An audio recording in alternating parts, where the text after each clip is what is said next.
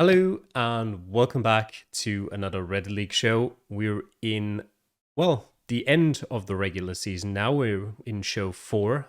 Weeks 10 and 11 have been played, and that means the end of the season for a good 70% of players.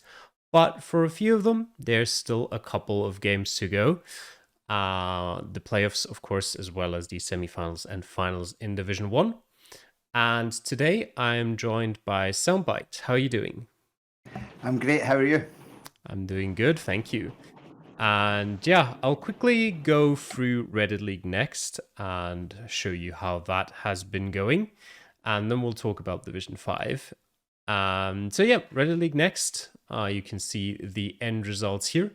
We have our 3 promoted players into Division 5 next season, obviously provided that they do actually want to continue playing. I haven't actually thought about, maybe if some of them don't want to, if one of them's like, okay, I don't want to play, maybe like the 4th person could just get promoted into that spot. I'll think about it.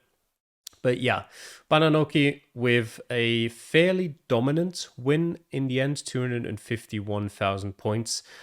Quite a lot of that gap already built up over Mongolia, but even ignoring that over the rest of the season, just consistently among the best players.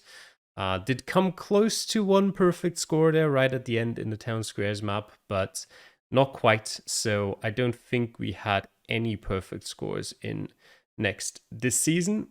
But still, very good performances throughout. Splitver in 2nd place, 240k, still very, very good throughout as well. Just had a couple weeks, only 1 week actually, only in Mongolia where he fell below 20,000 points. So very well done from him as well.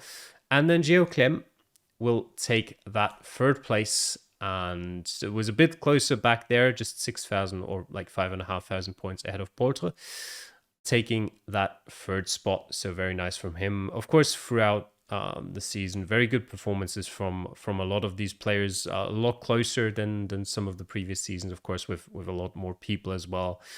Even down to like Hordy in 12th place, 191k. It's still only like 30k away from 4th place, which over the course of 11 weeks, not that much on average, about 2,500 points behind each game.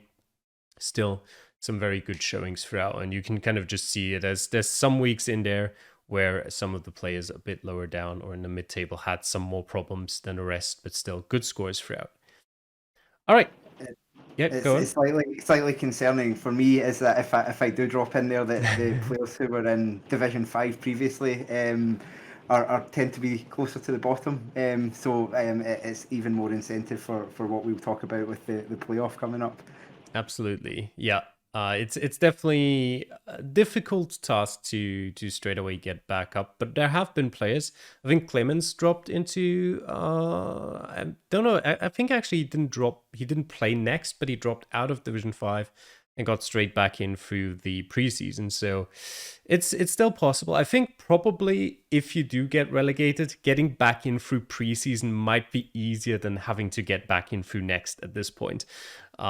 Just because there's probably more spots available and you can afford a little bit more in terms of mistakes. Whereas the level in next, especially if you want to get to the top 3 at this point, is pretty high and kind of requires a lot of consistency throughout the season. You can't really afford any, especially if we assume there won't be a map like Mongolia again next season, you can't really afford much below like 20k more than like once or twice a season, which is difficult on these 3-minute seeds for the players here. So yeah, I would recommend for you to win your playoff game, but yeah, we'll get to that in a minute. Before that, let's take a look at Division 5, and let's start with your picks for weeks 10 and 11 for Division 5B. Yeah, so the reason I picked the Division 5B was a slightly higher scoring division on the whole than 5A, which is the one I played in, but that top game in Norway between Mr. Fish and Sekatur was kind of a pretty important one up the top of the table. As it turned out, Sekatur finished 5 points ahead of Mr. Fish in the table, finished 2nd and got promoted. I don't know if that's a spoiler for what you're about to show on the table, but that one kind of was pretty decisive in that actually happening. And so Norway was the Division 5 seed for Norway was fairly easy compared to some of the other Norway seeds, and so Sekatur was one of the top scorers in that seed. On the whole, I think he was 7th overall. So it was a pretty strong performance, and it was, I think, quite an important one to win, because at that point they were bunched quite close together in the table, and it kind of all came down to it ultimately. And then the one I picked for week 11 needs no real reason. That I think it was the only time this season that both players in a match got 25k in Division 5. I could be wrong on that, but it was the only one I spotted. But it was very important for, I don't know how you pronounce it, 4ZI77. It's 4Z. 4Z77, because that kind of guaranteed that they would get promoted. Had they not, they won the league, and that was their 3rd perfect score of the season. It was also a 3rd perfect score of the season for Greasy, and had it gone the other way, the players were 3 points apart heading into the game. So had Greasy been able to win, they may have been able to push themselves into the top 2 spots. But as it was, Forsley won the division, and Greasy ended up in 3rd place, and we'll have the playoff. But the Town Square map was definitely one that was possible to get a 25k on. I think three of the seeds were in the US, and one of them was in Mexico, and then the other one was on an island in Spain. So I think even one of the poorer players and me managed to get 4 5Ks. In the Spain one I was quite close to. So there were a lot of 25Ks on that map, but I think it was only one where both players got one. Yep, that is correct. Only one in the season as well. You were right on that. Definitely some interesting matches there, and pretty crucial as well, as you said. What I picked out for those 2 weeks, I went for Upfloxseed against Cookers in week 10. Just a pretty close game all around, one of the closer ones. Cook is still getting a bonus point for that as well. I think he might have just snuck into 6th place there. And yeah, a very important point for him as well, as we'll see in the table in a bit. But yeah, just sneaking into 6th place there. I think it was about, well, he had about 1,000 points gap below him, but couldn't really afford to drop too many more points. And for Upfloxseed as well, of course, a good win there. In the end, not of too much importance for him. He stays sort of in the upper midfield, close to the promotion spots, but not quite there. But still a good showing from him, and a good debut season overall. And for week 11, I picked the matchup between Damir and Cougars, and yeah, we had the perfect draw on your side. Damir was one of the other 2 players who managed a perfect score in Division 5B in week 11, with Mr. Fish being the 4th one. But Cougars just 4 points off, still again in that top half, in 5th place in that week. Actually, no, 6th place again. I forgot about Sekatur with 24,999. So 2 weeks in a row where he picked up a bonus point each by being 6th place. And that means in the table, he just in the last week managed to drag himself up into 10th place. Incredibly crucial, those 2 bonus points there, to just get him 1 point ahead of Ted's, and give him that opportunity to end up playing that relegation playoff game. At the top, as you kind of already mentioned, Forzi and Sekatur winning and coming in 2nd and getting those 2 automatic promotion spots. Definitely well deserved for both of them. And Greasy going into that promotion playoff. And yeah, middle of the table, pretty kind of spread out, but also just kind of in no real contention for either the promotion or the relegation spots in that last week. Upfloxseed 3 points behind Greasy, Penguin 4 points ahead of Cougars. So not really much to play for the mid-table there in that last week.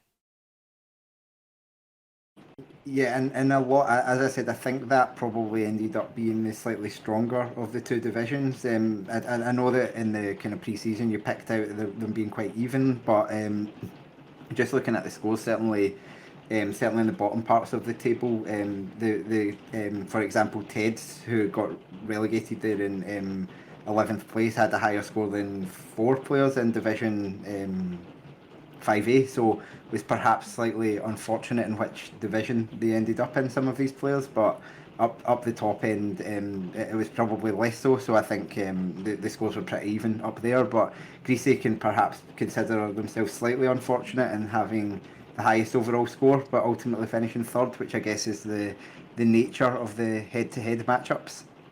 Yep. Yeah, definitely. You're always going to have a little bit of variation there. But probably Afroxid even unluckier. Just he was about 1,000 points back behind Greasy, but obviously Greasy still has that chance of getting promoted, while Afroxid does not.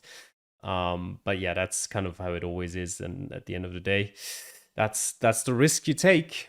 But yeah, let's look at Division 5A then before we talk about those playoffs that we've mentioned. And you can get us started with your picks for those 2 weeks. So it was more or less for the same reason that I picked these two. Antoine defeating our No proved to be really important in terms of the battle for promotion in the division. Our No, I think, went into the final 2 weeks in second or third place in the table, but ultimately ended up 4 points behind Antoine. And again, that was one of the crucial matches in that. And Norway, the round 5 of Norway was probably the trickiest, I thought, in that one. It was certainly the one that cost me.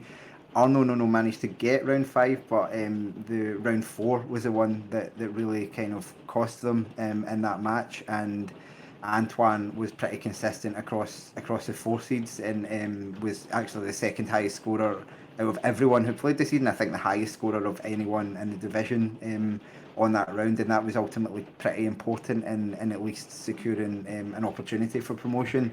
Had the match gone the other way, then Arno may have been looking at that, and that was obviously followed up in the final week with Fond-du-Lac with quite a comfortable victory over Arno No. That was probably one of the poorer performances for Arno No of the season, given the what I would say was quite an easy seed relative to some of the other ones. Not everyone found it that way, but Arno No was very far down the table, and it was ultimately the second round, which I think was the one in Mexico, that was the problem. I'm just double checking that. I think it was the Mexico one, but it was. That was quite a disappointing end to the season, because those two players were separated by a single point going into that game. So had Arno No been able to do something, they could have overtaken Fond-du-Lac, but as it turned out, it was really important in Fond-du-Lac getting promoted. Yeah, it was actually the round in Pennsylvania, in Pittsburgh, that he apparently did not find at all, and went sort of Bay Area. Oakland for, which okay, that makes more sense. Sorry, does not give you a lot of points. I went out of you started in a town square, as you did in all of them, and I just went straight out, and there was a sign for like Pittsburgh Baseball Hall of Fame or something to do with Pittsburgh baseball. So it was probably just went the wrong way, or didn't spot that sign, and I suppose a lot of American cities look the same. Yeah, definitely. It only took, I don't remember what I found, but it only took me 52 seconds to get the 5K. So there was definitely some information nearby, because I definitely don't recognize Pittsburgh off of sight. So yeah, probably just unlucky, going the wrong way, or maybe just, looking over a sign, not quite seeing it. And yeah, a bit of a disappointing end to the season for him. What I picked for those 2 weeks was the match between Laban Greb and Cephalin in week 10. In the end, not a super crucial matchup. They both ended up sort of mid-table, 5th and 6th on 22 points. So by that stage, after week 11, not important anymore. But after week 10, there was definitely still some chances there, perhaps for Cephalin specifically, if he had won that game against Laban Greb, to potentially still make it to that promotion playoff spot. So that was sort of the week that his hopes of potentially getting that third spot died, unfortunately. But Laban, obviously, with a very good performance, 23,340 points there, was the second best score of Division 5A for Norway. So quite a solid performance from him. And then for The, week... the Oh, advantage of the go advantage on. of being Norwegian, I guess, Yes, in true, terms of true. the flag, it would give you a slight advantage. Although I think Sethling's score was the kind of one of the poorer ones anyway, so it may not have mattered too much. Yeah, true, true. That was definitely part of the reason why I picked this matchup, and also just I forgot about that. So thanks for the add-on there. And in week 11, yeah, I picked Antoine Peñard against Lagege. An interesting draw there, just 9 points apart, but almost well, about 430 and 439 points away from a perfect score. Ends with them both not being in the upper table and both only getting 1 point for their efforts there, which, looking at the table, means that Antoine Peñard on the last game day, unfortunately for just a couple points at the end, does drop out of the top two and out of the automatic promotion spots because he loses out in terms of total score as the tiebreaker against Fondolat, and on the same amount of points, just that 1 point in the end. Let me just quickly check who was sixth. How many points was he missing in terms of Geoguessr points? 24. Wait. Oh, Corgi had the sixth highest score of 24,592. So he essentially was 31 Geoguessr points short of automatic promotion, which is very unfortunate. After such a long season to fall short by that little. But it is what it is. He does end up in third place, so he does still have one more chance against Greasy. And yeah, on the other side of the table, obviously Pikatost with an early red card and GameFab ending up in the direct relegation spot because you managed to pull yourself out of it just at the end there. Yeah, so I was playing GameFab in the final week of the season, so but I didn't want to pick my own game, but I was quite pleased with how I played in that one, and fortunately managed to overtake them. The other actually really important match was in Norway. GameFab had quite a poor week in terms of score, which allowed me to pick up, I think, about something like 8,000 or 9,000 points in total score, which ultimately ended up being really important in the tiebreaker at the end. It's actually interesting because last season I finished, I think, something like fourth or fifth maybe in the table, but my overall score didn't correspond really to that. I'd kind of performed probably almost exactly the same in terms of where I sat in the table. This season, just the way the fixture list turned out for me, and also the fact that I think I've got better at Geoguessr, but everyone else has got a lot better than me, a lot faster. So I feel like I'm clinging on for dear life here. I was fortunate to have someone in the table who obviously got a red card. I am hoping I'll be able to cling on because I think I did kind of blow weeks 9 and 10 in Eswatini and Norway, both of them on the final seed. And but for either of those, I could have kind of avoided any of this stress, but nonetheless, I did manage to just about cling on, which gives me an opportunity to make another video and also another game to save myself. Yeah, that's nice. So good luck for that. And yeah, I think overall, like the top end of Division 5 was already pretty strong last year as well. But I think we're still at the stages where the bottom end is also still getting stronger and stronger, especially now with a lot of good players coming in from Reddit League next as well. I think next season, if you do manage to stay up, is probably gonna reach about maximum difficulty, but I mean, it's a nice challenge, right? So Yeah, I mean, I'm probably a bit of a hobbyist player. Like I don't have the time. I think that a lot of other people do, and I watch other kind of YouTubers kind of getting a lot better and playing a lot, and I simply don't have the opportunity to do that. I find it so much fun to play, but I can just see everyone getting far better than me far quicker. So I think it's always going to be an uphill struggle, but it's kind of fun to always be fighting to save yourself anyway. that's good to hear.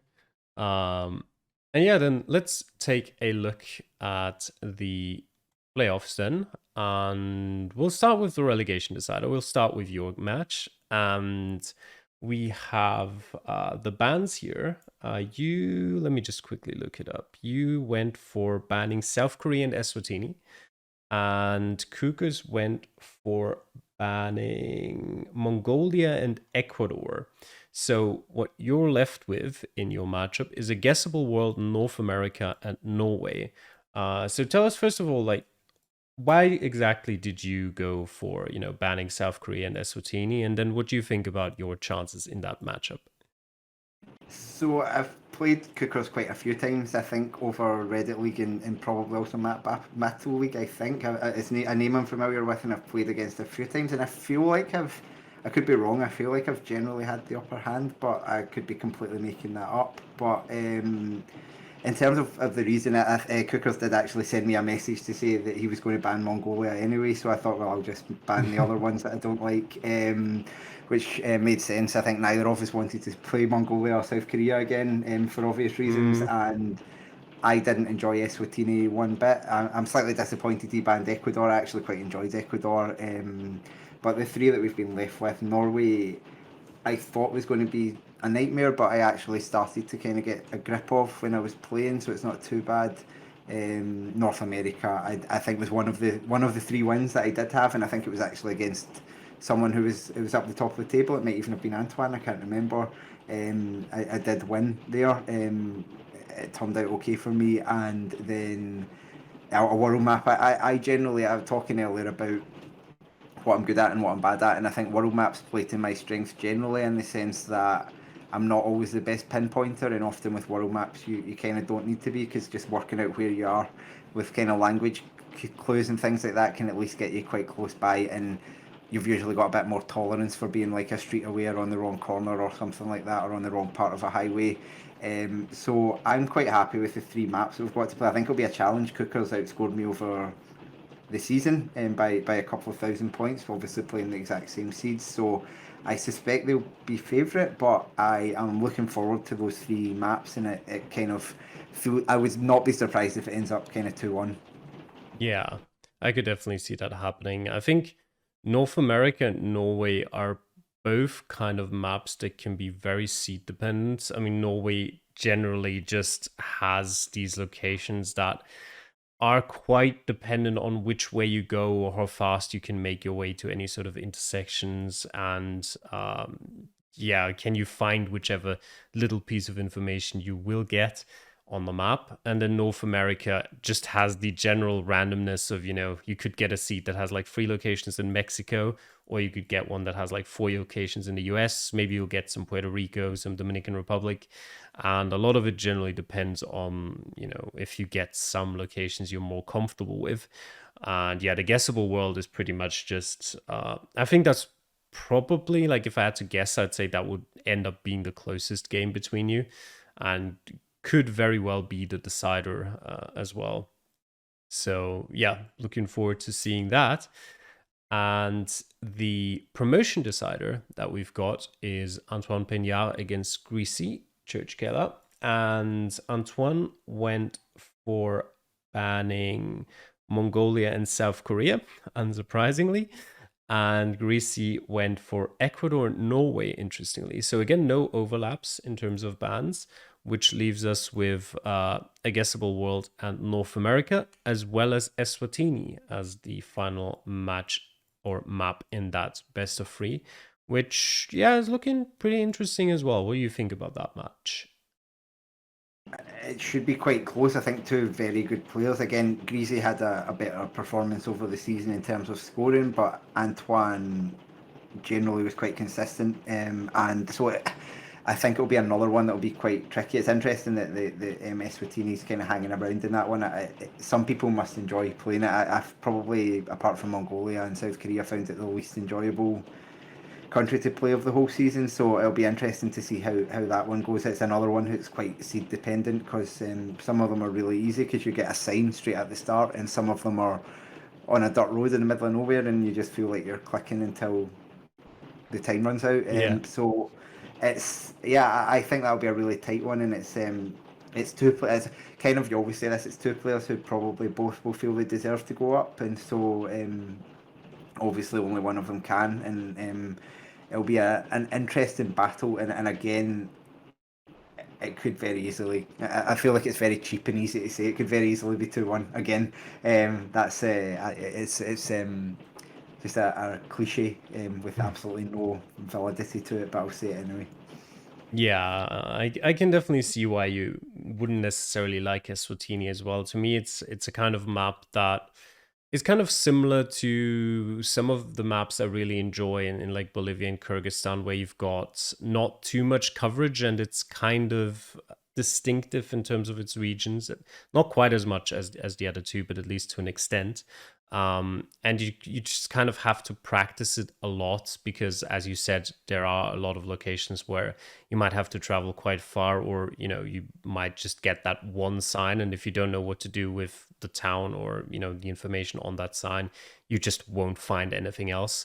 So if you don't have the time to practice that intensively, then you're just not gonna have a good time on it most of the time. I've said time too much. But yeah, in those two cases, Antoine and Greasy, you mentioned the total score as well. I think for those two, that's actually like, especially for Antoine, it's not super representative because he had a horrid time in Mongolia, absolutely bombed that seed, getting like 2,000 points, and Greasy got 20k on it. So the pretty much exactly 18k difference in their total score comes entirely from Mongolia. So for the rest of the season, they were pretty much equal. And yeah, obviously they're not playing Mongolia here, so it could be a very close game for sure. And yeah, I'm looking forward to seeing how that one goes. I was just looking at Antoine when you said about the missing out by so few points in terms of Geoguessr points. The round that was the same round that got me on the world they were in, the Canary Islands, and it went on the wrong island, and that was basically the difference. I got the correct island but the wrong town, and Antoine got the wrong island, and so it was as little as that's put him in this playoff. But I think with those world maps, that can always be the thing, and obviously we've got another one to play. So it's yeah, it will be interesting to see if we can kind of avenge that particular demon with Greasy obviously getting the 25k. Now a much easier world map that was in week 11, because the one that we'll be playing in the playoffs is certainly much trickier. I found it much trickier, and I think it's much less likely to be a 25k map. Definitely. I think I still don't actually have a 25k on the map. Nope, high score. My high score is still 24,999, and I've played like 20 seeds by now. So that just goes to show. And at the same time, I 25k'd all of the town squares seeds. So yep, pretty safe to say that one is a bit more difficult.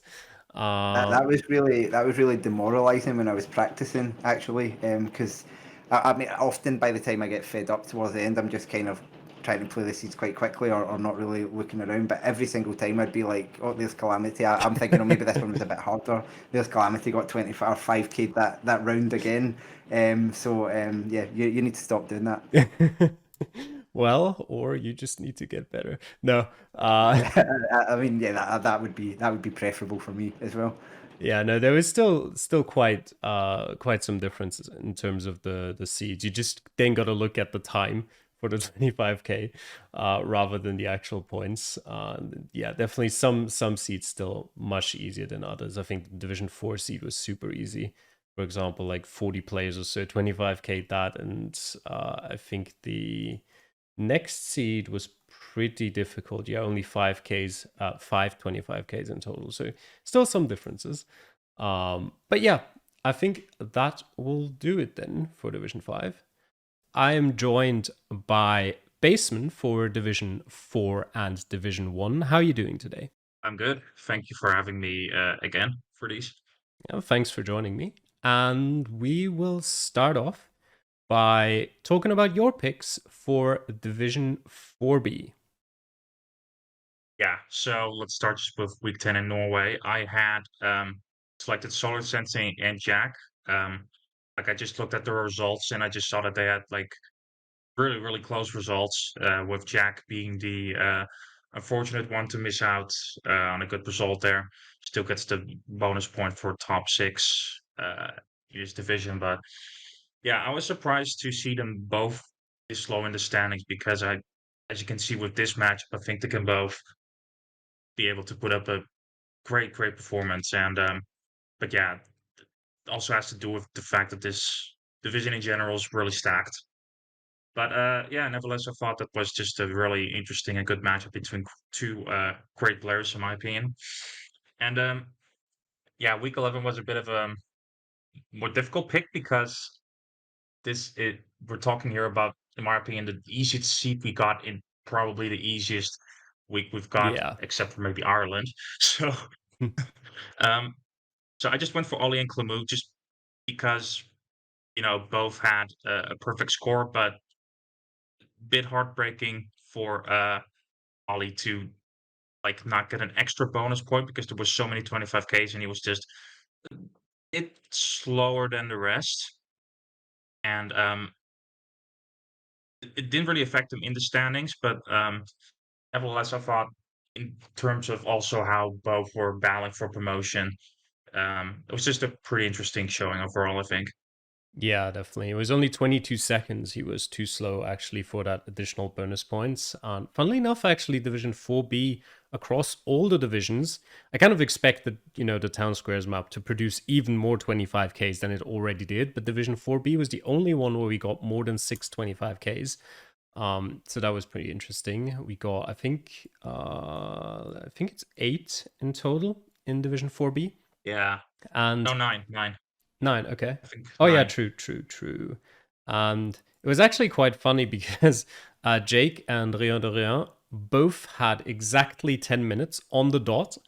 And they were 5th and 6th, so just about in the positions where they would both get bonus points for it, because that would have been an interesting situation if they were 6th and 7th. And I think I put in the rules that if they actually do have the same time, it goes down to distance. But I did not think that that would ever happen, and thankfully, not relevant here.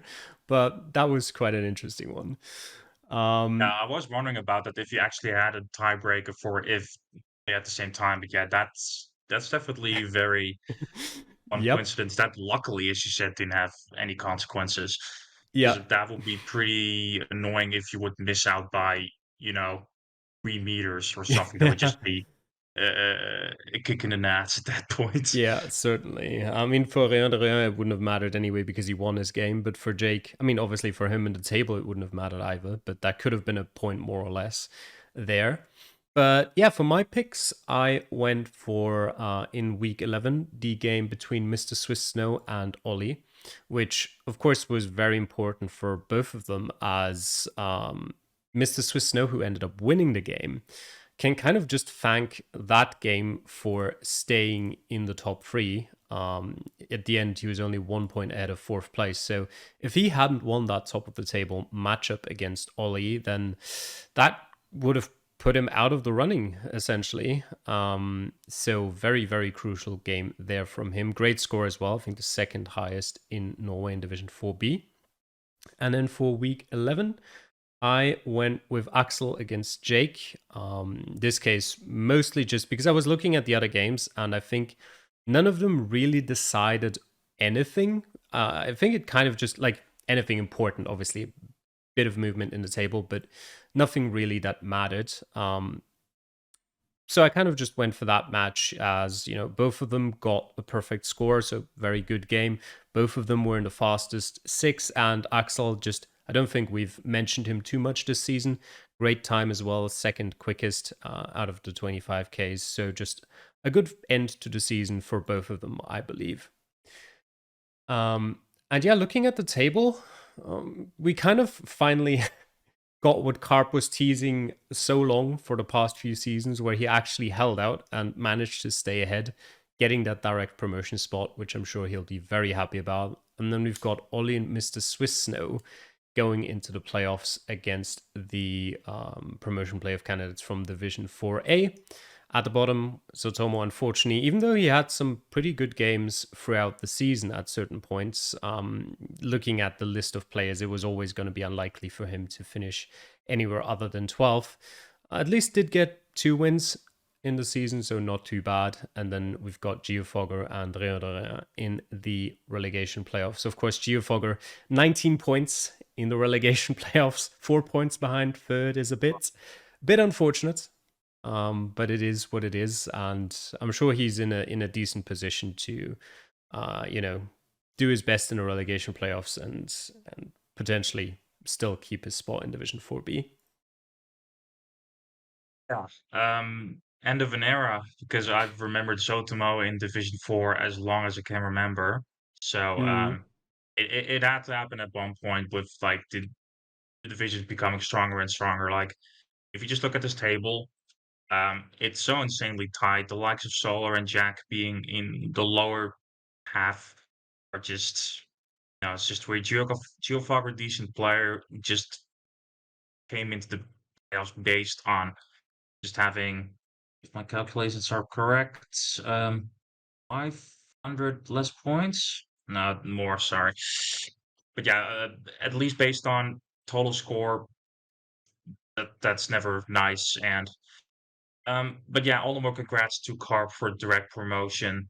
Uh, very impressive performance with 4 perfect scores and just uh, yeah, overall just a very great performance. If I see it correctly, the highest total score as well. So yeah, fully Yep. deserved.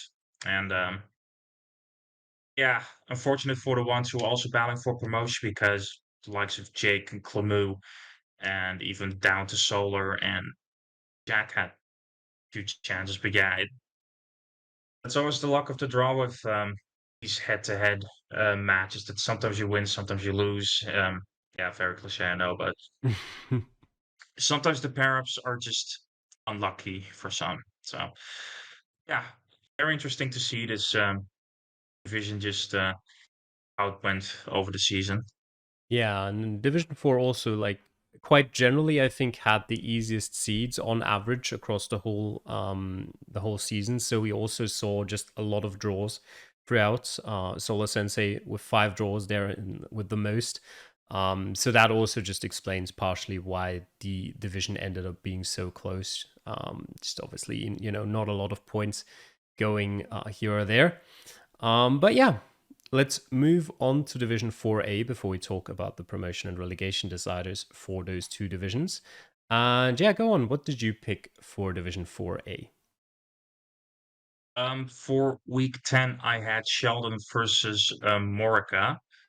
Um, like at that point, this was like a very crucial promotion battle, or at least for playoffs, of which um, Morica got the upper hand with a very, very good score in Norway, which is overall uh, not a very easy country to get a high score in. So props to them. Um, Mm-hmm. Run Go on. off only 1 point, one bonus point gone for it. Yeah, considering that the level of both these players, I consider pretty high, and it's pretty unfortunate on one of them has to win this because both of them definitely have what it takes to get in the top 3. But yeah, so this was for Morka a very, very essential game. And for week 11, um, I just had Danny and Xander because versus Xander because I wasn't really expecting this result, not thinking that like Danny was not the favorite or something, but I was just more so shocked at Xander's result there. Who had, I think, the lowest score uh, out of this division and Yep. from like both divisions before the second lowest. Mm-hmm. So yeah, not very characteristic from him because I consider Xander a very solid player. Um, yeah, probably not the ending he expected, but yeah, that was just one result that popped out to me from that week in that division. Yeah. It was generally quite a poor or unfortunate end of the season for the two Americans in Xander and Sheldon. As you mentioned already, Sheldon's game in week 10, his week 11 wasn't much better, and Xander's week 10 also wasn't much better. So both of them, Xander picked up no points in the last 2 weeks, and Sheldon picked up 2 points. And as we'll see in a bit, looking at the table, that was not how they would have wanted to end that season, because those were actually pretty relevant. But to start at the beginning, for week 10, I actually picked out the match between Wakelock and Dromi, because at that point, and I guess still, looking at it at the end of the season, a very, very important win there for Wakelock in, as you said before, a very difficult map in Norway, especially with the map we've had as well. That, not very nice in terms of giving easy to do seeds. Great performance from him. 24,269 was the second highest score of the division. Just, I think it was 29 points, 39 points behind Biquet. And Dromi is still a decent score. I think just about missing out on a bonus point there. But yeah, for Wakelock, that was what in the end kept him in Division 4 for another season. And for week 11, I picked out Sheldon's game against Alfie, because Sheldon was still, even after that loss in week 10, in a position where he was looking good to finish at least, second or third. But unfortunately for him, did drop 2 points in that last map, and that meant that he not only, lost the bonus point from the perfect score, but also lost a bonus point for being in the top half of players, because there were exactly 6 players who got a perfect score. So with his 24,998, unfortunately not in there, which meant only 1 point.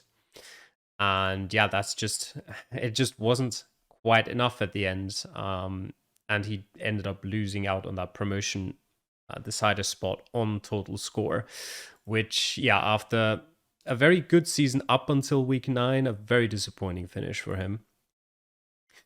Yeah, that's heartbreaking, really. Yeah, as we look at the table, you can see there 25 points for him, 25 points for Sipkist as well, who already was kind of disappointed, I think, with his last game, because Sipkist lost his last game against Lutin and still ended up keeping his third place, because Sheldon, yeah, unfortunately did not manage to get enough points and ended up on the bottom with total score. And Xander as well, 4 points. Looks like a lot at the end of the day, but even for him, no points in the last 2 games. That was easily possible to sort of be in the conversation for those 2 promotion playoff spots.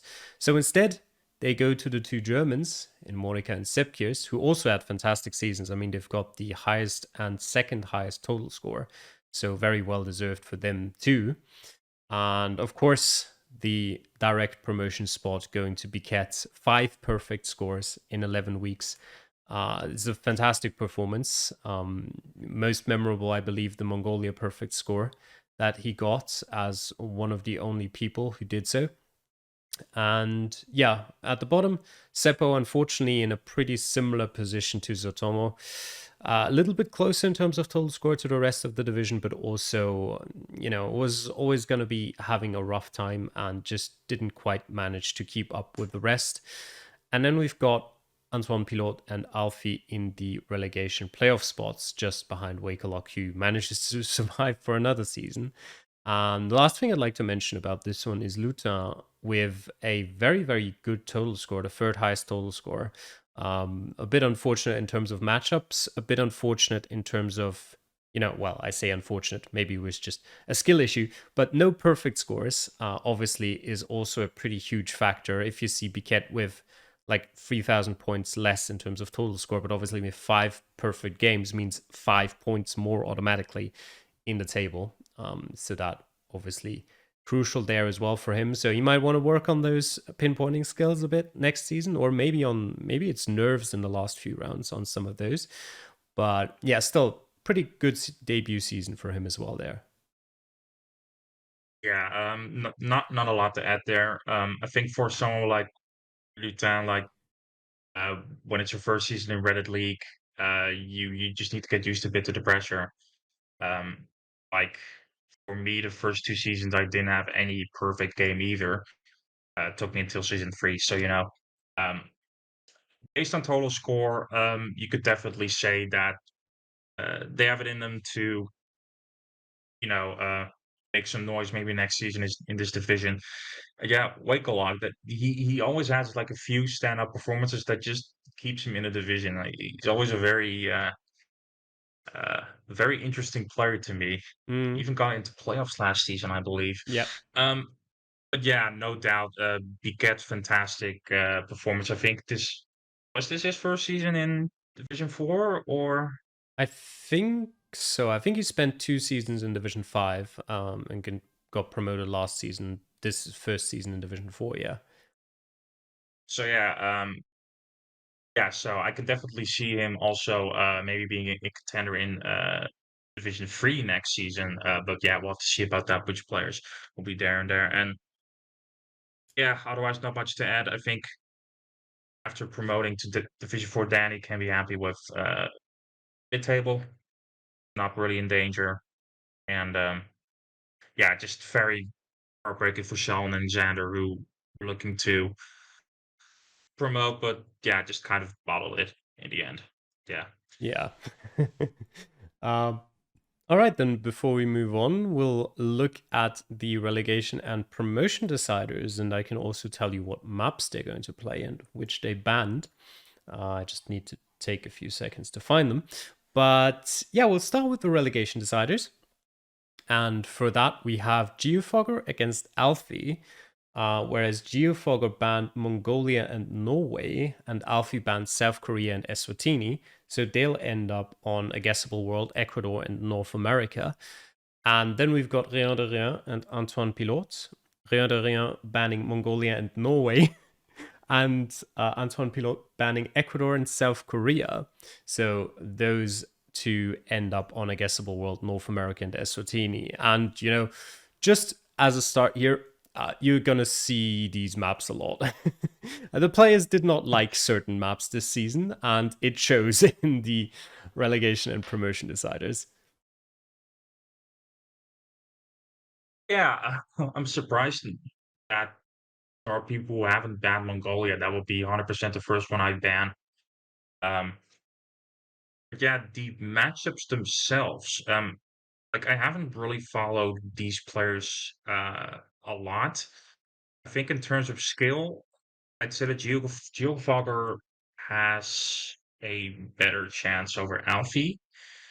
Um, but yeah, not that I'm not counting out Alfie at all. I just think Geofogger can have some great performance in it.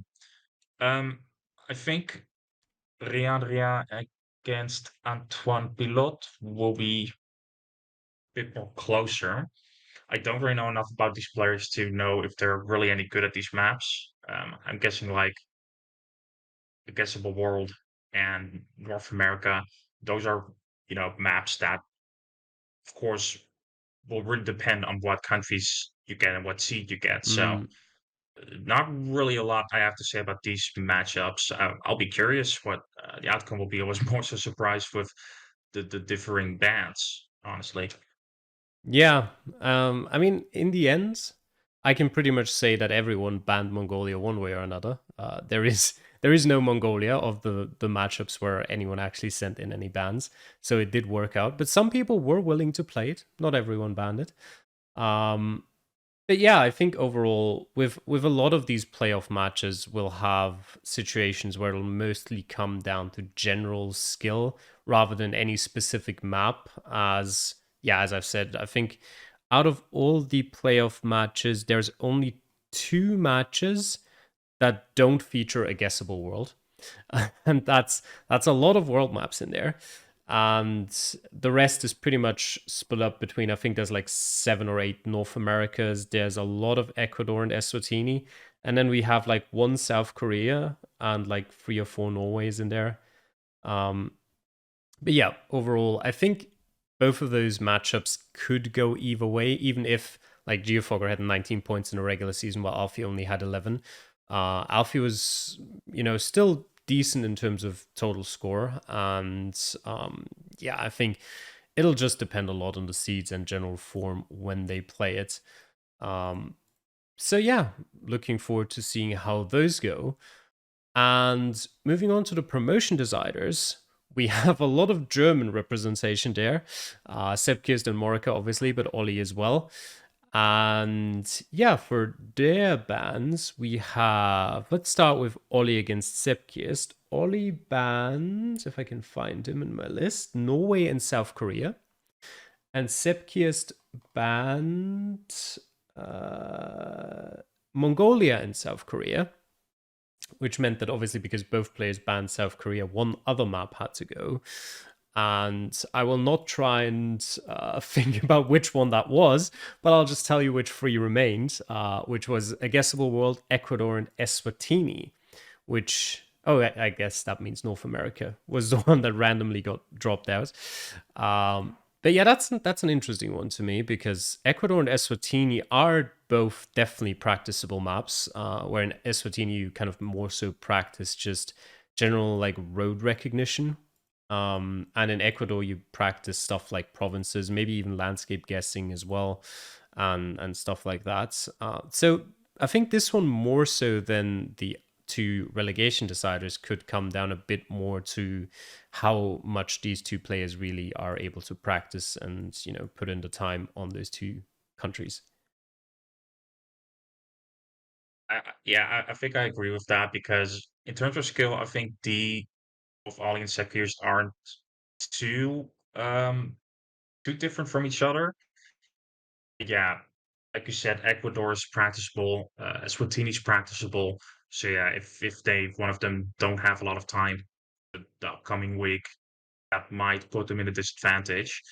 Um, yeah, again, not a lot to say about them. Like I know that Ollie can put up a very, very decent score at times, but feels like something might be lacking, as in that it's not always that consistent with him. But I Mm, think that might count for Sepp Kirst as well. Again, I haven't followed these players too closely this season. Um, Obviously, Ollie still did great in this season, but he can be prone to slip up sometimes, I think. So I'll just have to see if that will happen, or if he'll pull through. Because if he's on a good level of play, then he can be very hard to beat for sure. yeah. Interesting fun fact there that I just noticed, because we had the two players in Division 4A in the relegation playoffs were both with lower total scores. Then actually, that's not true at all. Never mind. I just noticed the Division 4A promotion decider players have the higher total scores, both of them, than the Division 4B. But it's only by a couple of thousand Oh, points, so okay, yeah. it's not too much. But yeah, for the other game between Mr. Swiss Snow and Morica, Mr. Swiss Snow decided to ban Mongolia and Eswatini, which is an interesting one. I don't think too many people banned Eswatini. There were a few, but not too many. And Morica, on the other hand, banned North America and South Korea. So again, 4 different bans, which is always nice, because that means they actually want, well, maybe they don't necessarily want to play the remaining 3, but at least, there's nothing random going on there. And obviously that leaves A Guessable World, Ecuador, and Norway. And yeah, Norway is another one where it's like, that could be very seed dependent. Because yeah, as we've talked about at length previously, in Norway, the direction you go can matter a lot. And if you just go the wrong direction at the start, then you might be missing out on some crucial information, or just might not have the time at the end of the round. So that's a bit of a gamble to kind of leave that in. But obviously, if you'd rather ban some other maps, then that's perfectly reasonable as well. And then, yeah, just our standard guessable world map. I think next season I'll just have like a world map in there by, automatically. No, I'm not, but pretty much everyone. Let me actually check. I don't think there was anyone who banned the world map. Nope, no one banned the world map, which is interesting. I don't think we had that last season, that there was a map that was completely unbanned. But yeah, another very interesting game. Mr. Swiss Snow already, I don't actually remember, where did he end up last season? Was he one of the people promoted from D5? He promoted directly from 5, I Yeah, think. yeah, yeah. So could be Got on. first, actually. Yeah, could be on for back-to-back promotion here. Morica, obviously a newcomer, so definitely an interesting game there as well between those two. Both very, very strong players too. So yeah, another fun game to watch. Yeah, I first want to talk about the map bans because I think I remember is the Swiss Snow was against Jake in Eswatini. Like I just watched Jake's video, and I think he got like a really good score, like 24-9 something. So I'm surprised he banned Eswatini. Maybe he just doesn't like it despite just having a good score on there. Maybe think it's too dodgy. But then again, speaking of dodgy, why would you then not ban Norway? You Yeah, know? So true. um interesting choice. I think I would have gone for Mongolia and Norway myself, just because Norway is just so dodgy, as you Yeah. explained before. Um, yeah, about the matchup themselves, I really rate Mr. Swiss now. I've seen him like when I did the other seeds before I played my own seed in the league. He often just got insane scores and just overall very high level of skill uh, he can get. And looking at the standings, he did slip up a few times, but I still think he's a quality player. Morka, I don't know a lot about, but considering the season that they've been having, also of course very strong and not to be underestimated. Um, if I would just have to go off it, maybe because I know Swiss Snow a bit better, but I would maybe give Swiss Snow the edge. But again, this is just going to be very exciting and close game. And as you said, maybe just again seed dependent, as it often turns out to be in Yeah. these playoffs. Yeah, and I think all four of those matchups in the end could definitely go either way and are going to be very exciting to see. All right, joining me to talk about divisions 2 and 3 is going to be Gweilowizard. How are you doing today? Hello, good to be on the show. Thanks for being here. So let's get straight into Division 3, and we'll start with your picks for weeks 10 and 11. Yeah, so we can start with week 10 in Norway. I picked Nakira versus Hexalt. So I think I chose it because it was the closest match in the table. I don't remember how I felt about the Div 3 seed on Norway too much, but I do remember just generally feeling that the rounds were always a bit chaotic, and you had some rounds that were easy and some rounds that you could get close but not really get a pinpoint very well. Mm. And that's what happened with Nakira and Hexalt. They're both missing out on a couple of rounds. They both 5K'd 2 rounds, and then they both missed round 4, and then one of each missed rounds. I think it's 2 and 3, although I can't check right now. And it was just what is that, 160 point difference? Yeah, 171. Yeah, 100. Okay, your mental math is faster than mine. Which is pretty exciting. And they also ended up, I don't know exactly where they were before week 10, but they ended up right next to each other in the table. So this match actually affected that result quite a bit in favor of Hexalt. And then for week 11, I chose Unisieko and Pastakashe. I think in Div 3 that was the only non-draw. Yes. In week 11, which is why I chose it. So it was most interesting, and that was just because unfortunately Pastek missed a round in Colombia. I believe I missed it too. It was definitely the hardest round on that seed, but everything else was perfect. Yeah. And they were also fairly close in the. Oh, I lied. No, they were not. I was wondering where you were going with that. Yeah, it definitely affected Pastek's ability to, I guess, because he's playing for relegation, which I guess we'll talk about soon. Yeah. And this is part of the reason, I guess, is this loss right here. Yeah. What I picked out was for week 10, I went with the matchup between Tante and Patriots, which ended up being pretty dominant actually in Patriots' favor against Tante, who up until that point was still fighting for the promotion spots, and I guess even with week 11 still happening after that, was still in that fight. However, unfortunately for him, a pretty drastic loss there by almost 5,000 points. Once I've switched over to the other slide, I kind of forgot about that. Yeah, pretty great performance from Patriots, right up there with the best scores in the division. I think he was only about 700 points below Lunacy, who had the highest score. And yeah, for week 11, I went with F. Brasseur against Tante. Tante again, unfortunately for him, not quite getting the perfect score there, missing out by 1 point. And unfortunately, a crucial point, as that, well, actually, the slide there is slightly wrong. He actually got 24,990, not 24,999, but still close miss. But that meant A, he ended up not getting the perfect score, so bonus point missed out there, and B, not getting into the top half either, so missing out on another point, which meant that looking at the table here, as we can see, he ended up on 23 points and sadly for himself dropped out of those promotion playoff spots. Very unfortunate for him. Yeah. 10 points from playing for promotion. That's hard. Yeah. If he had gotten a perfect score, do you know if he would have been guaranteed a bonus point, like the top half bonus point? Let me quickly check, but I think yes. Yeah, there were 4 perfect scores, so 25k would have given him an additional 2 points. But it actually wouldn't have really mattered, because even with 1 extra point, he had the advantage on total score and would have been fourth anyway.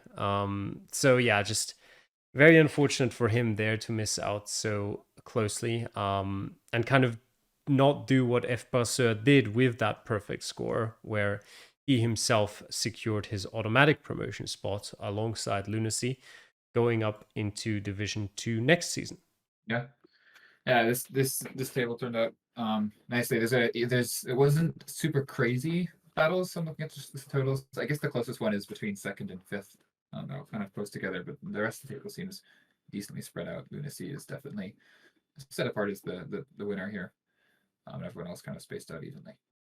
Yeah, and at the bottom we've got Patriots and Freckles unfortunately getting relegated. Patriots, who I think still even after like week 8 or so had no points, or week 7, and then had a fantastic end of the season, but unfortunately just not enough, missing out on the promotion playoffs by either about 6,000 total score or 1 point.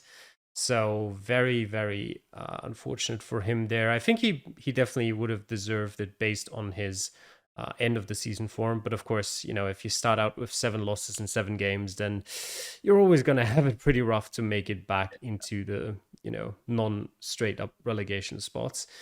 So there will be another chance for Pastek and Paulinho to keep their spots in Division 3. And yeah, let's look at their playoffs. And of course, we've got Mikpiet against Verstetli in the promotion playoff, and Pastek against Patriots in the Pastek against Paulinho in the relegation playoff.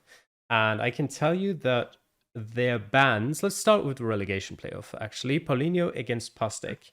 And we had Pastek banning South Korea and Norway, and Paulinho banned South Korea and Mongolia, which meant that with 4 maps left, out of which 1 got randomly selected to be banned as well, which was a guessable world, which was, funnily, one of the only 2 scenarios in which that map actually did not end up being played. And yeah, so they'll be playing Ecuador, North America, and Eswatini, which I think is definitely an interesting matchup for those 2, especially because, as we all know, Pastek not the most, not practicing the most out of any of these players. But maybe if, staying in the division is on the table, maybe he'll put in a little bit of practice, because I definitely think Ecuador and Eswatini, that could help out a lot. North America is kind of just more, are you good at it or are you not? You're probably not going to learn to get good at North America in 1 week, but we'll see. What do you think about this one? Yeah, both Ecuador and Eswatini are really learnable. So it's up to practice, I think, for those 2. And then, yeah, you're right about North America. It's just kind of, you show up and you play and you hope you do well. You can't really prepare for it very well. Yeah, this will be a good match. I think Paulinho has a bit of the edge, both because of the better score and because of the tendency to practice maybe a bit more than Pastek does. But we'll find out what happens. Yep. And then for the promotion playoff game, we have Mikpiet against Pastetli. I think Mikpiet got promoted last season. I think Pastetli as well, didn't he? Were they both in I don't Division 4 remember. last season? I'm going to look it up quickly, but I'm relatively sure. Yes, they both actually got promoted out of Division 4B last season. That's cool. So immediately back up against each other to decide who will go straight up to Division 2 and who will spend another season in Division 3. And their bans were Pastetli going for Mongolia and South Korea. So exact same as Paulinho did. Yeah. And Mikpiet went for North America and South Korea. So apparently really hating South Korea, Division 3. That is quite clear. I actually had one more person send in their bans, and it included South Korea as well for Division 3. So they really don't like it. I mean, as don't most players here. We do only see South Korea in one playoff game throughout all of Reddit League. So, yep. Definitely not players' That's a little favorite. sad. South Korea is a lot of fun. I mean, Yep. the coverage is kind of awful. So Yes. practicing is annoying, but playing sorts that out. So it's not really like an issue for the actual match. Yeah, Whatever. I enjoyed it as well, but apparently the people did not, and the people have chosen to Yeah. not include it in their matchups. But yeah, that leaves us with a guessable world, Ecuador and Norway for the two of them. And I still don't understand why so many people want Norway in there, because I don't want it at all. Yeah, I would not choose Norway. Yeah, it's dreadful to practice. I don't like. I mean, playing it is kind of like playing any other map. You kind of just click along until you maybe find info or maybe not. But practicing Norway is actually horrible. So yeah, apparently, again, the players disagree. I think it's played 4 times throughout, so definitely more than the likes of South Korea or Mongolia. But yeah, it's definitely another interesting matchup, I think. They're both very close. Both were close together in terms of total score as well during the regular season, as was most of kind of the top 7 in Division 3. They were all fairly close together. But yeah, we'll be pretty close. What do you think? Who's your favorite? Oh, I'm not sure. So I checked the fixtures while we were talking, and so the Pastetli and Mikpiet played in week 2 on Mongolia, so maybe that's why Pastetli banned it. He did not have a great time on Mongolia, but it was. I mean, I guess there's not really any small margins on when you're playing in Mongolia, but the margin wasn't small. In terms of who I think is going to win, they're pretty evenly matched. Their total score is off by a couple thousand. They have got the exact same record, the exact same. I guess so. Yeah. So Mikpiet had an extra bonus point somewhere. It's really tight. I'm not sure I can say who I favor. I guess Mikpiet has the edge for just beating Pastetli in their match in week 2. But again, they're not playing Mongolia. Yeah. So that could just be it could be nonsense.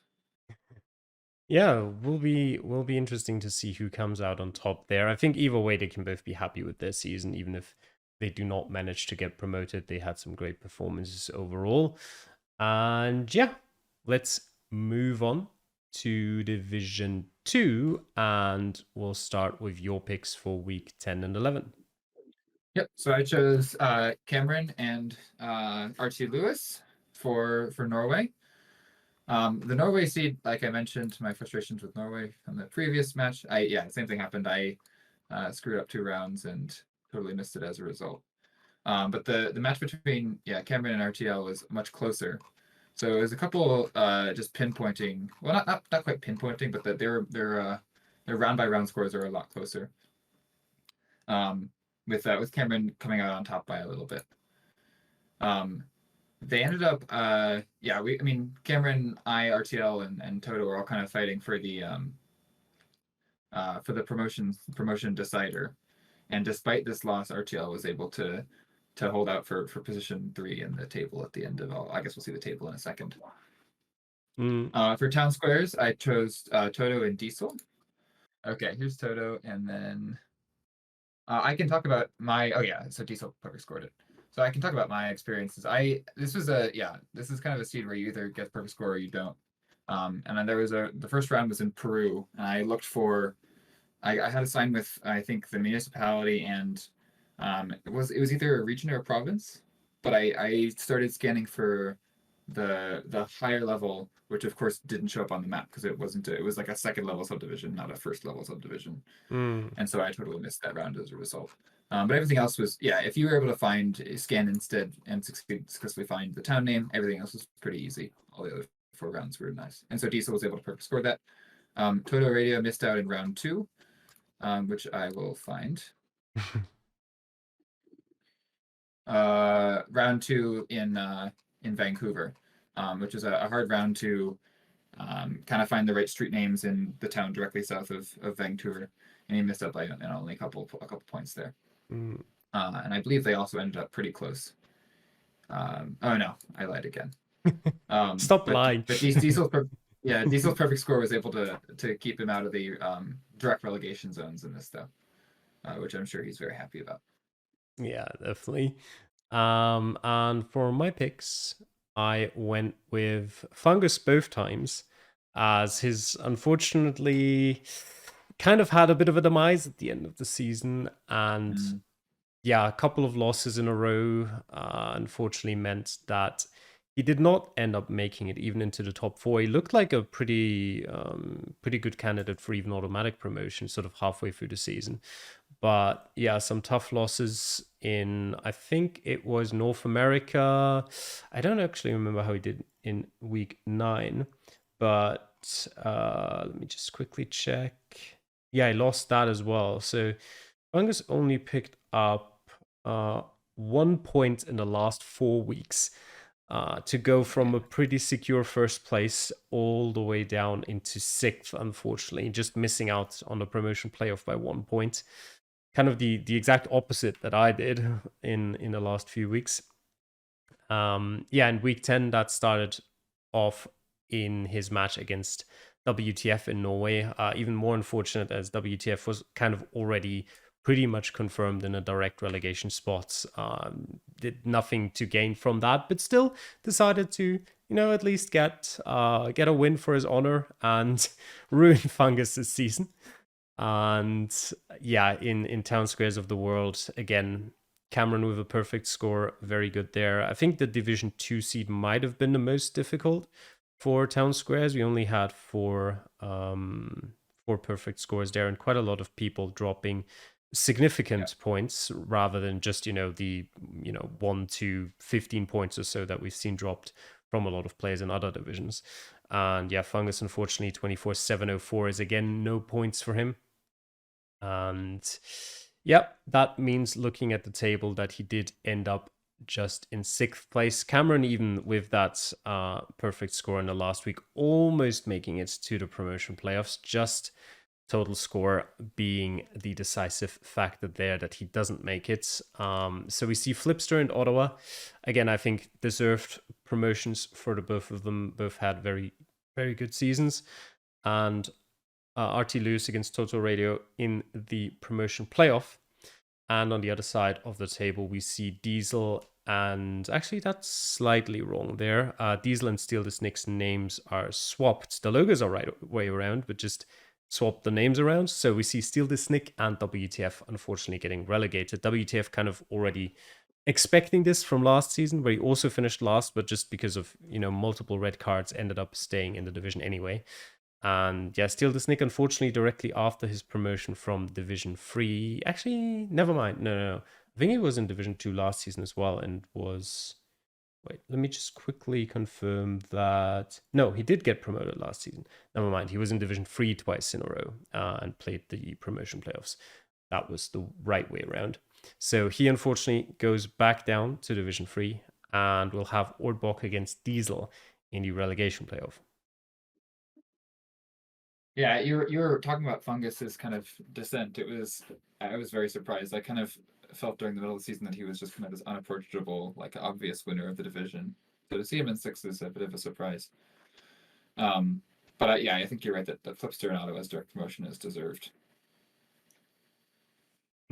So let's take a look at the playoff games. For our relegation decider, we have Ordboka against Diesel. And Ordboka ended up banning Mongolia and Eswatini, whereas Diesel banned Norway and North America, which is interesting. I think one of not that many North America bans. So that ends up with them playing a guessable world, Ecuador, and the only South Korea in the pool. Very exciting. I'm glad someone's willing to play South Korea. Yeah. I will say that I think banning the world maps or the continent maps is definitely the most reasonable thing to do.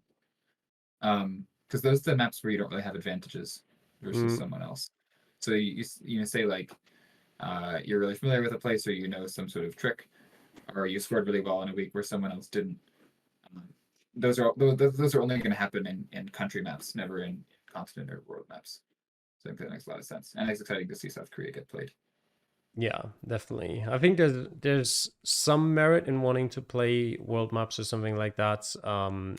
Specifically in cases where, for example, you know yourself that you don't have much time to practice, and know, for example, that your opponent is someone who will put in that time and will try to practice these countries as good as possible. But yeah, generally, I agree that if you kind of do want to put into practice and get yourself an advantage, you probably want to play the more difficult country-specific maps where you can actually, just study and get yourself that advantage rather than going into the randomizer that is a world map.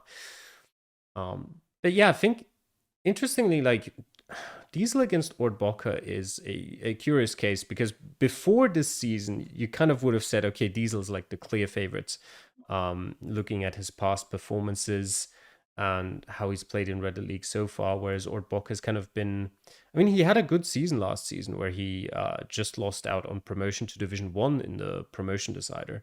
But apart from that one season, he's kind of more so been someone who's maybe been more towards the lower end of Division 2 this season again. So you would have probably preferred Diesel, but Diesel has just not been playing super well this season, and he's also messaged me before saying he just didn't really have much motivation this season, not much time either. So it'll be interesting to see if he can kind of just get it together for those playoffs specifically, or if he's just kind of, going to go into it with the feeling of, whatever, if I win, I win, if I lose, I lose, and we'll see what happens.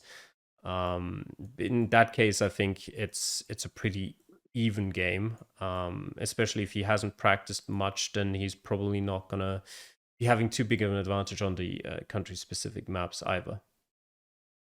Yeah, I think I agree. I'll also add that I think I haven't looked at this specifically, but it kind of feels like Ordboka's scores were more consistent this season. Diesel was kind of all over the place. Sometimes he'd get crazy scores, and sometimes he'd be way at the bottom of the table.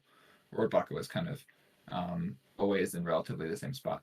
And that's the kind of consistency it's good to rely on in a playoff match, especially now that they're best of 3. Mm-hmm.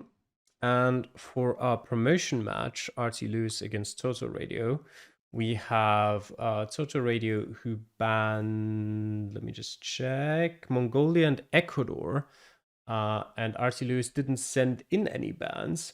So what remained out of those maps was North America, Eswatini, and Norway, which sounds rough, but we'll see how they'll do. And yeah, I mean, I also have to say that RT Lewis has not sent in a mandatory recording yet. So this is kind of like the playoffs is his last chance to do that. And if he doesn't, I mean, if he doesn't send in a recording, he loses anyway, because you have to record the playoffs. But still, yeah, that's kind of, it's a similar situation for Antoine Pilot, I think, who also ended up in the playoffs, who kind of just forgot. But yeah, we'll see how that goes. So if he doesn't, then that's kind of just an automatic victory to Toto Radio anyway. But I don't think you can kind of rely on that to happen. No, yeah, you can't. Actually, I'm curious, how many players didn't send you a recording? Like what fraction? There were off the top of my head, Renata and Shumi for Division 1. For Division 2, I think just RT Lewis, and then we have Antoine Pilot, and I think that's it for like the regular divisions. There's a couple of people, like 4 or 5 people in next, but other than that, like a surprisingly high amount of people Yeah, it's really exciting. managed to do it. Yeah.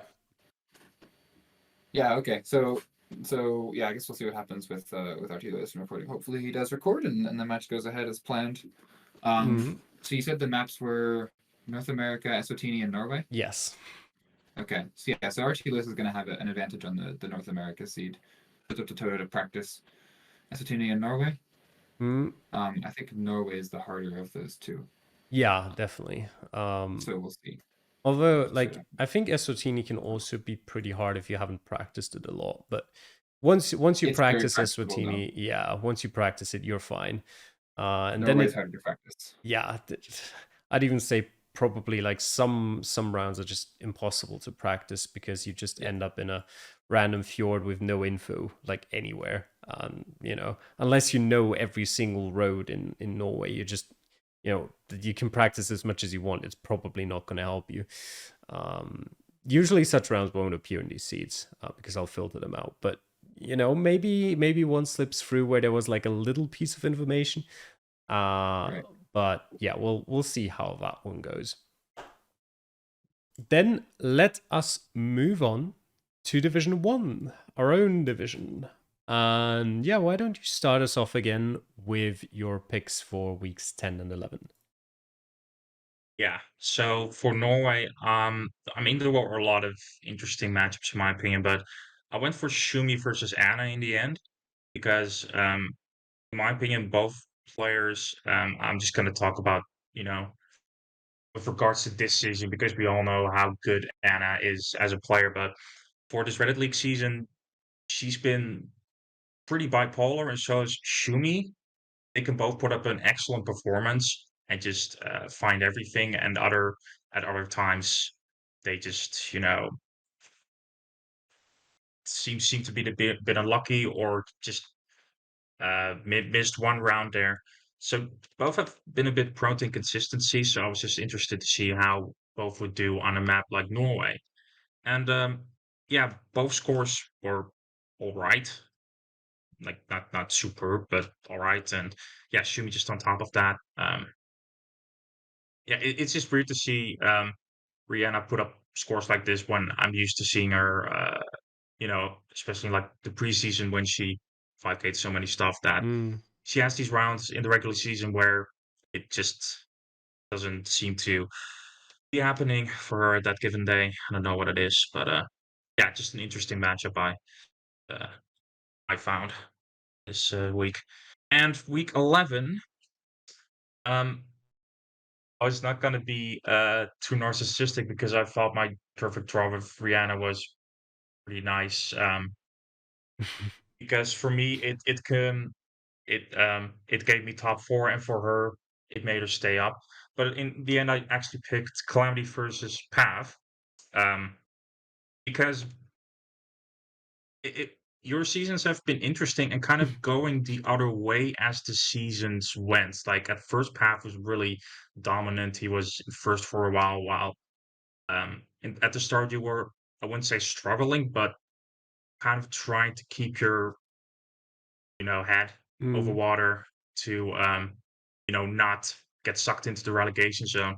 You ended really strongly with a perfect game in Eswatini, with a free win in Norway with still a great score, and another perfect game against Path, which put you in the top 4, and which put him out of top 4. So yeah, in terms of situation and how the seasons went, I thought that was a really interesting ending to the season for both of you two. So yeah, that's fine.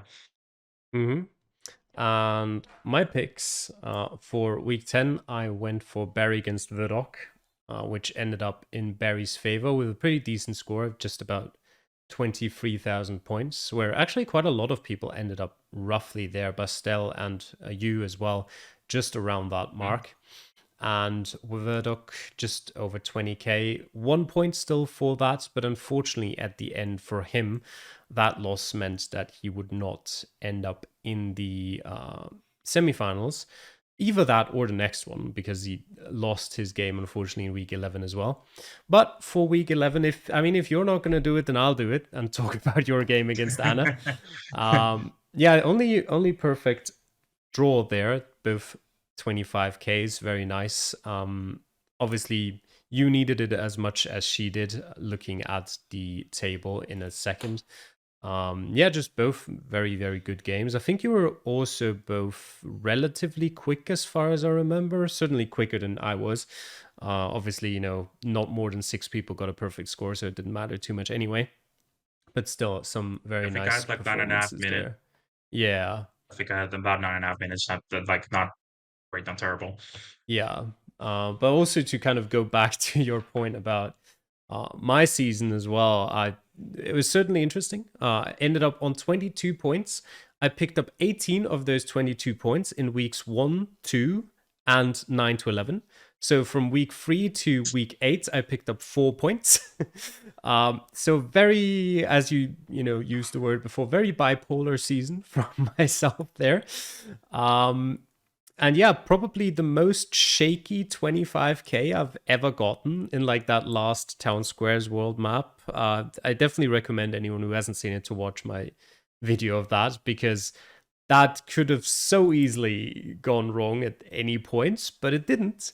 So I ended up somehow in third place, as we'll see here looking at the table. And I guess it is a fitting end to an insanely close season there, with from second place Bastel down to fifth place Barry, everyone on the same amount of points on 22, and just total score making the difference in the exact tiebreakers there.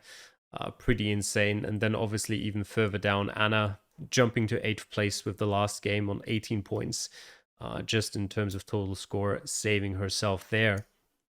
And still, even Stock, just 16 points in Division 1 is still a very, very strong season. Just not quite good enough to stay up in Division 1 in the end.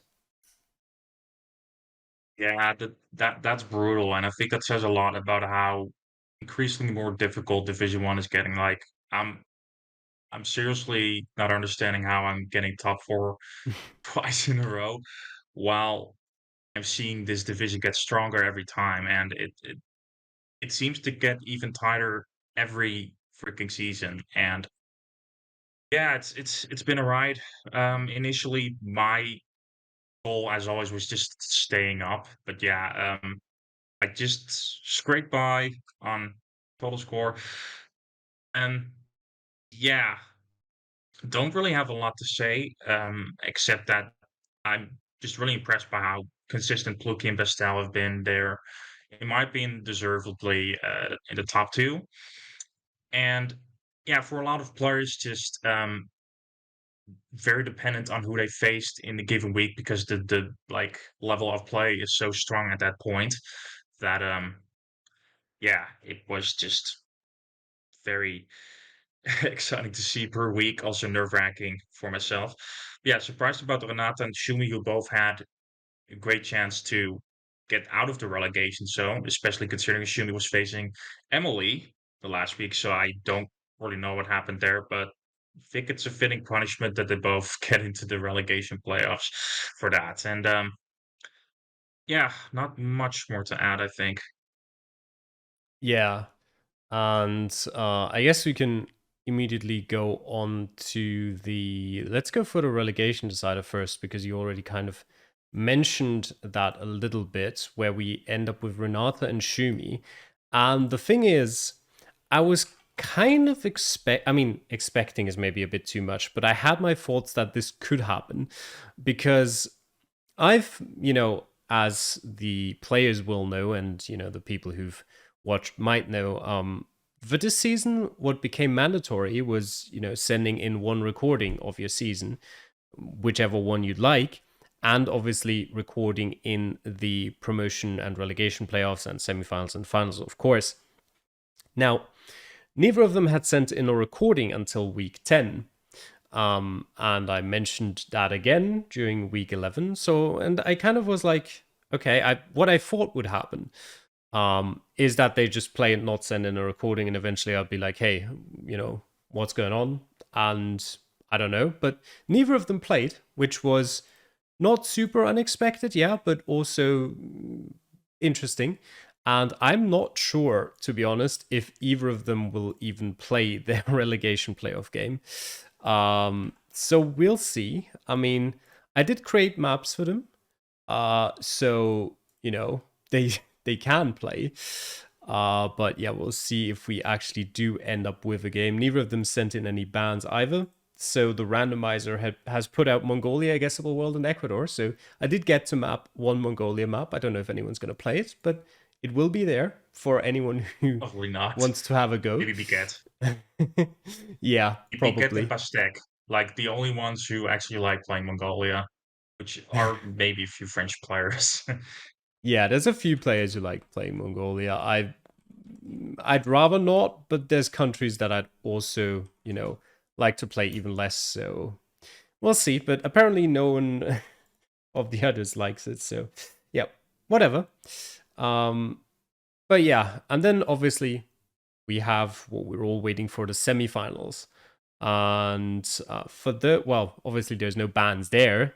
There's, as always, for the semifinal, just one seed of the AI generated world map. And we've got Pluki against yourself, and then Bastel against me. And do you want to start on those matchups? First of all, I wish I could ban AI generated Me world, too. because the ones who like watch my YouTube or on this channel or whatever know that I hate AI generated maps. It's like a glorified rural world to me. So yeah, I'm not like I'm happy that I'm in the semis, but I was also just not happy that I have to practice and play AI generated world again. For my game, I definitely think Pluki's the favorite here, just based on his consistency. In terms of that, he's just put up a great score basically every week, apart from maybe one slip up somewhere. I don't know. But yeah, definitely had the best regular season. So I think most players following Reddit League will probably consider him a favorite. Um, yeah, I don't know. I'm just gonna see what the seed will give me and not give it too much thought, because you don't know what countries you're gonna get anyway. So Yeah. who knows? But I think I'm putting it maybe 60-40 in favor of Pluki there. And for your game, I think that might be a bit more of an interesting one, because you can be very good on certain countries, and in terms of pinpointing, as we've seen with your three perfect scores in regular season, you've had you're pretty good at pinpointing.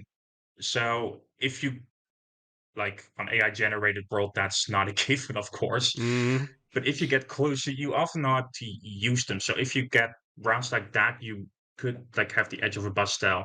I think in terms of meta and maybe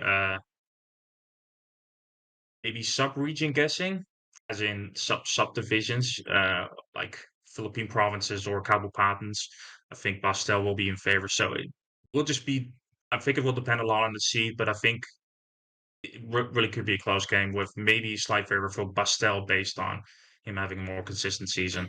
Yeah, in one seed, uh, the regular season might not even matter if you just get the right rounds. Yeah. I would agree with most of what you said. I think Pluki against you is an interesting match. I think you're both kind of similar players in terms of play style, perhaps. So I think that one will be a lot less seed dependent. Whereas, yeah, I fully think that my game against Bastel is gonna 100% almost depend on the seed we get. I think, yeah, it's Bastel on the average seed is gonna be favored. If there's any location that I'm not particularly good at, he's gonna win that seed no matter what. So I just need to kind of hope that the seed plays a little bit into my favor, or not necessarily even into my favor, but just kind of is neutral towards me. Now I think in a case like that, I definitely do have a good chance. I can still screw it up, of course, but so can he.